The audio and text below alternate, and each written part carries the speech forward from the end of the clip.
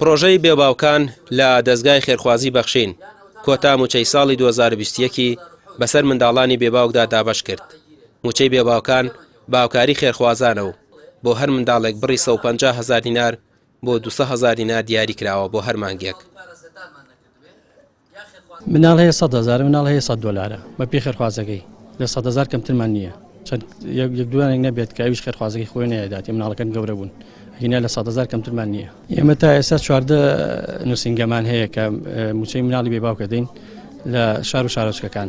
تا ئێستا عنی لەخوا بەزابی سواز بەخوا نەمان هێشتووە کە دواب بکەوێت لە هەموو کاتێ لە ئاخیری مانگە موچەکانیان دەدەینێ.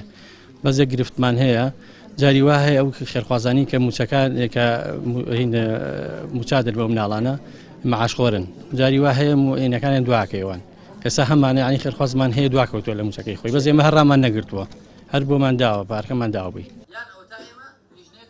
بۆ ئەم ساڵ پرۆژەی بێباوکان 1,333,750,000 دیناری داوە بە منداڵانی بێباوک و 750 منداڵ لە پرۆژەکە سوودمەندن کە زۆرترین منداڵ لە پرۆژەکە لە پارێزگای سلێمانیە کە سوکاری بێباوکان سوپاسی بەخشین و خێرخوازان دەکەن کە هەموو مانگێک لە کاتی خۆیدا و بەبێ دواکەوتن موچیان پێدەدرێت و بژێوی ژیانیان بۆ دابین دەکرێت.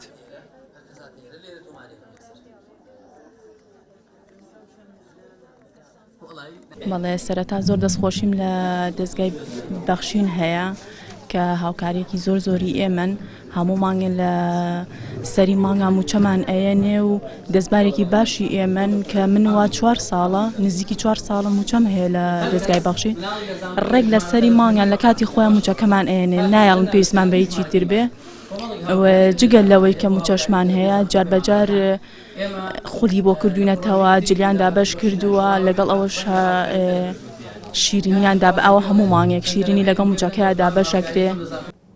جگە لە هاوکاری مادی پرۆژەی بێباوکان خولی هاوینە و خولی پیشەیی و خەیاتی و خولی لەبەرکردنی قورئان و وانەکانی ئاداب و وانەکانی قوتابخانە بۆ منداڵانی بێباوک و کە سوکاریان بە تایبەتی دەکاتەوە. لە نووسنگەی بەخشین لە ڕانیەش لە ساڵی 2021دا بڕی 64,990,000 دیناریان وەکو هاوکاری مانگانە بەسەر منداڵانی بێباوکدا دابەش کردووە. ئەم ساڵی 2021 هەر 12 مانگ موچەمان دابەش کرد بەسەر منداڵانی بێباوکدا لەم سنوورەتدا هەروەها لە سنووری ئیداری ڕاپەڕین ئێمە لە کۆی ئەو 12 مانگە 64,990,000 دینارمان دابەش کردووە بەسەر منداڵانی بێباوکی سنووری ئیداری ڕاپەڕین کە ئەوانەی سوودمەندن لە ئێمە و ناویان تۆمار کراوە. هەروەها پشتیوان بەخوای گەورە ساڵی داهاتوش 2022 بەردەوام دەبین بە هاوکاری خێرخوازان.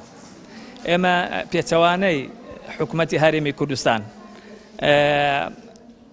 حکوومەتی هەرێمی کوردستان بە بیانووی ئەوەی کە پشووە یان قەیرانە موچەی فەرمانبەرانی ڕاگرتووە بەڵام ئێمە لە پشوشدا بەردەوامین موچەی خۆیان دابەش دەکەین هەموو سەرە مانگێک موچەی بێباوکان دابەش دەکەین.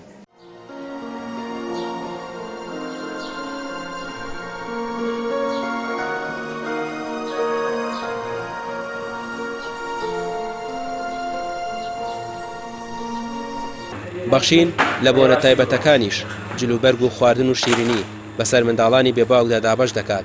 بۆ ساڵی ئایندەش دەڵێن بە پشتیوانی خوا و خێرخوازان بەردەوام دەبن و دەستی هاوکاریەکانیان فراوانتر دەکەن و هەموو کارێک دەکەن تا منداڵانی بێباوک پەروەردەیەکی دروست وەربگرن و ناهێڵن کەم و کوریان هەبێت. ڕامیار عوسمان کەناڵی پەیام سلێمانی.